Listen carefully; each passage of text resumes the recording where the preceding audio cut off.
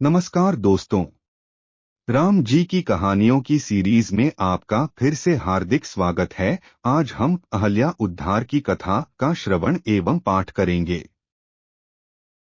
अहल्या उद्धार।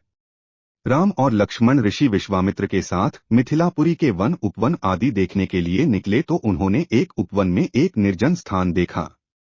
राम बोले, भगवन, यह स्थान देखने में तो आश्रम जैसा दिखाई देता है, किंतु क्या कारण है कि यहाँ कोई ऋषि या मुनि दिखाई नहीं देते।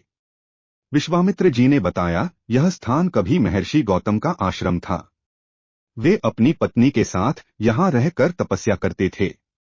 एक दिन जब गौतम ऋषि आश्रम के बाहर गए हुए थे तो उनकी अनुपस्थिति में इंद्र ने गौतम ऋषि के वेश में आकर अहिल्या से प्रणय याचना की। अहिल्या ने इंद्र को पहचान लिया और प्रणय हेतु अपनी स्वीकृति नहीं दी।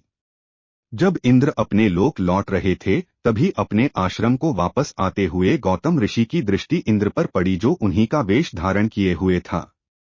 उन्होंने इंद्र को शाप दे दिया। इसके बाद उन्होंने बिना विचार किए क्रोधवश अपनी पत्नी को शाप दिया कि तू हजारों वर्षों तक केवल हवा पीकर कष्ट उठाती हुई यहाँ राख में पड़ी रहे।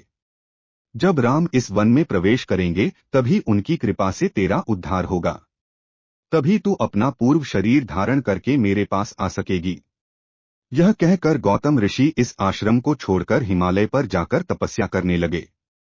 इसलिए विश्वामित्र जी ने कहा, हे राम, अब तुम आश्रम के अंदर जाकर अहिल्या का उद्धार करो। विश्वामित्र जी की बात सुनकर वे दोनों भाई आश्रम के भीतर प्रविष्ट हुए। वहां तपस्या में निरत अहिल्या कहीं दिखाई नहीं दे रही थी, केवल उसका तेज संपूर्ण वातावरण में व्याप्त हो रहा था। जब अहिल्या की दृष्टि राम पर पड़ी तो उनके पवित्र दर्शन पाकर एक बार फिर सुंदर नारी के रूप में दिखाई देने लगी। नारी रूप में अहिल्या को सम्मुख पाकर राम और लक्ष्मण ने श्रद्धापूर्वक उनके चरण स्पर्श किए।